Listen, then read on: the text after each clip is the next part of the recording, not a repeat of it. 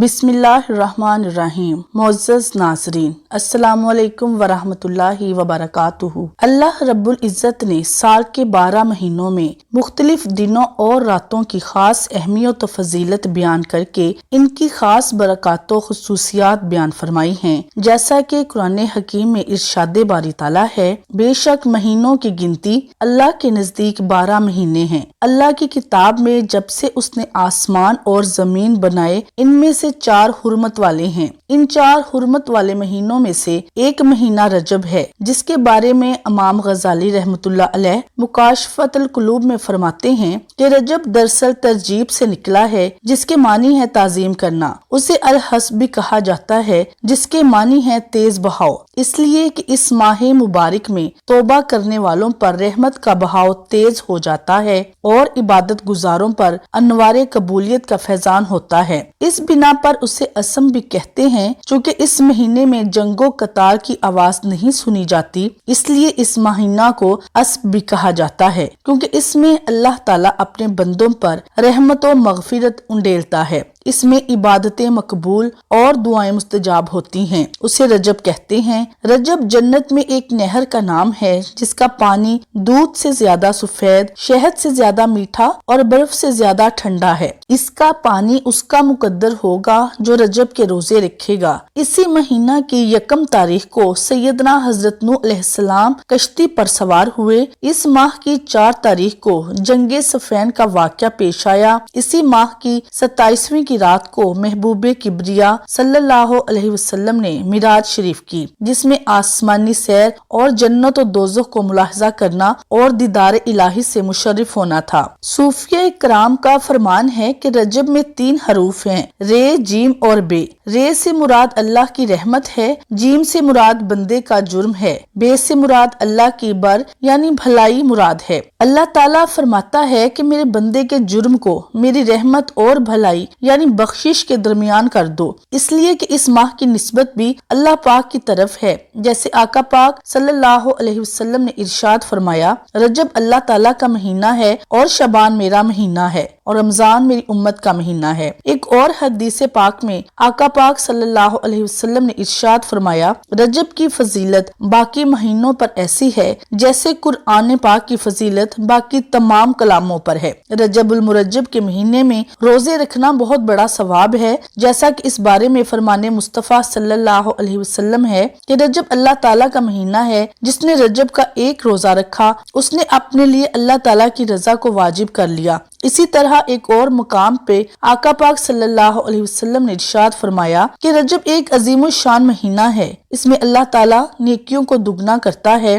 जो आदमी रजब के एक दिन का रोजा रखता है, गोया उसने साल भर के रोजे रखे, और जो शख्स रजब के 7 दिन के रोजे रखे तो उस पर दोज़ख के 7 दरवाजे बंद किए जाएंगे। जो उसके 8 दिन के रोजे रखे तो उसके लिए जन्नत के 8 दरवाजे खुल जाएंगे। और जो आदमी रजब के 10 दिन के रोजे रखे तो अल्लाह तबारक ताला से जिस चीज का सवाल करेगा वो उसे देगा। और जो रजब के 15 रोजे रखे तो आसमान से एक मनादी पुकारेगा कि तेरे गुज़श्ता गुनाह माफ हो गए, बस नए सिरे से अमल कर। और जो आदमी ज्यादा रोजे रखेगा उसे अल्लाह तबारक ताला ज्यादा देगा। मजीद हजरत अबू हुरैरा रज़ियल्लाहु तआला अन्हु फरमाते हैं कि आका पाक सल्लल्लाहु अलैहि वसल्लम ने इरशाद फरमाया कि जो शख्स रजब की 27वीं तारीख को रोजा रखेगा, अल्लाह ताला उसे 60 महीनों के रोजों का सवाब अता फरमाएगा। रजबुल मुरज्जब की 27वीं शब को हमारे आका मौला सल्लल्लाहु अलैहि वसल्लम इल्म बेदारी में और जिसमें अनवार के साथ मस्जिद हराम से मस्जिद अक्सा तक और फिर वहाँ से आसमानों पर, आसमानों से भी ऊपर सिदरतुल मुंतहा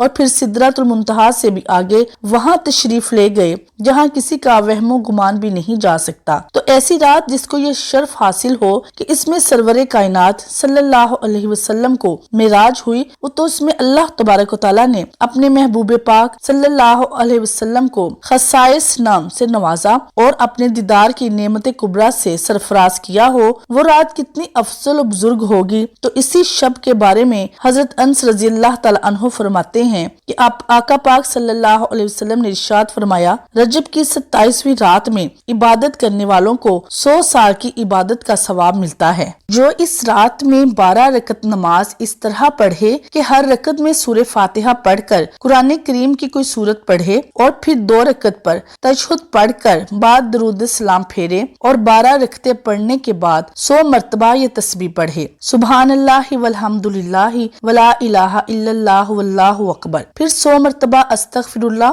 اور 100 مرتبہ درود شریف پڑھے تو دنیا و آخرت کے امور کے متعلق جو چاہے دعا کرے اور صبح میں روزہ رکھے تو یقیناً اللہ تعالیٰ اس کی تمام دعاؤں کو قبول فرمائے گا، مگر یہ کہ وہ کوئی ایسی دعا نہ کرے جو گناہ میں شمار ہوتی ہو، کیونکہ ایسی دعا قبول نہ ہوگی۔ حضرت ابو ہریرہ رضی اللہ تعالیٰ عنہ رسول اللہ صلی اللہ علیہ وسلم سے روایت کرتے ہیں کہ میرا بندہ کسی ایسی عبادت سے میرا قرب حاصل نہیں کرتا جو مجھے ان عبادات سے زیادہ پسندیدہ ہو جو میں نے اس پر فرض کی، اور میرا بندہ نوافل کے ساتھ مسلسل میرا قرب حاصل کرتا رہتا ہے حتیٰ کہ میں اس سے محبت کرتا ہوں، بس جب میں اس سے محبت کرتا ہوں تو میں اس کے وہ کان بن جاتا ہوں جس سے وہ سنتا ہے، میں اس کی وہ آنکھ ہو جاتا ہوں جس سے وہ دیکھتا ہے، میں اس کے وہ ہاتھ ہو جاتا ہوں جس سے وہ پکڑتا ہے، میں اس کے وہ پاؤں بن جاتا ہوں جس سے وہ چلتا ہے، اور جب وہ مجھ سے سوال کرتا ہے تو میں ضرور اسے عطا کرتا ہوں۔ حضرت حمید بن عبد الرحمن رضی اللہ تعالیٰ عنہ رسول اللہ صلی اللہ علیہ وسلم سے روایت کرتے ہیں کہ حضور صلی اللہ علیہ وسلم ارشاد فرماتے ہیں کہ فرائض کے بعد افضل ترین نماز رات کی نماز ہے۔ مزید نوافل کی اہمیت کے بارے میں حضرت ابو ہریرہ رضی اللہ تعالیٰ عنہ سے روایت ہے کہ آقا پاک صلی اللہ علیہ وسلم نے ارشاد فرمایا، قیامت کے دن سب سے پہلے بندے سے اس کی نمازوں کا حساب لیا جائے گا، اور اگر وہ پوری پائی گئی تو پوری لکھ لی جائیں گی، اور اگر ان میں کچھ کمی پائی گئی تو اللہ تعالیٰ ارشاد فرمائے گا، دیکھو کہ اس کے پاس کچھ نوافل بھی ہیں، چنانچہ فرض نمازوں کی کمی نوافل سے پوری کی جائے گی۔ اسی طرح سارے اعمال کے بارے میں ہوگا۔ ابن المنقدر فرماتے ہیں کہ دنیا کی صرف 3 لذتیں باقی رہنے والی ہیں۔ نمبر 1، رات کو جاگنے والے کی لذت، بھائیوں سے ملاقات کی لذت، باجماعت نماز ادا کرنے کی لذت۔ بعض عارف باللہ فرماتے ہیں کہ سحر کے وقت اللہ تعالیٰ ان لوگوں کے قلوب کی طرف توجہ فرماتے ہیں جنہوں نے تمام رات عبادت کی اور انہیں نور سے بھر دیتا ہے، پھر ان پاک باز بندوں کا نور غافلوں کے دلوں پر منتقل ہو جاتا ہے۔ بعض پہلے علماء میں سے کسی عالم نے اللہ تعالیٰ کا یہ ارشاد نقل کیا ہے کہ میرے کچھ بندے ایسے ہیں جنہیں میں محبوب رکھتا ہوں اور وہ مجھ سے محبت کرتے ہیں، وہ میرے مشتاق ہیں، میں ان کا مشتاق ہوں، وہ میرا ذکر کرتے ہیں اور میں ان کا ذکر کرتا ہوں، وہ میری طرف دیکھتے ہیں اور میں ان کی طرف دیکھتا ہوں، اگر تو ان کے طریقے کے مطابق عمل کرے گا تو میں تجھ کو دوست رکھوں گا، اور اگر تو ان سے انحراف کرے گا تو میں تجھ سے ناراض رہوں گا۔ ان بندوں کی علامت یہ ہے کہ وہ دن کو اس طرح سایہ پر نظر رکھتے ہیں جس طرح چرواہا اپنی بکریوں پر نظر رکھتا ہے، اور غروب آفتاب کے بعد اس طرح رات کے دامن میں پناہ لیتے ہیں جس طرح پرندے اپنے گھونسلوں میں چھپ جاتے ہیں۔ پھر جب رات کا اندھیرا چھا جاتا ہے تو حبیب اپنے محبوب کے ساتھ خلوت میں چلے جاتے ہیں تو وہ میرے لیے کھڑے ہو جاتے ہیں اور میری خاطر اپنے چہرے زمین پر رکھتے ہیں، مجھ سے مناجات کرتے ہیں، میرے انعامات کا تذکرہ کرتے ہیں،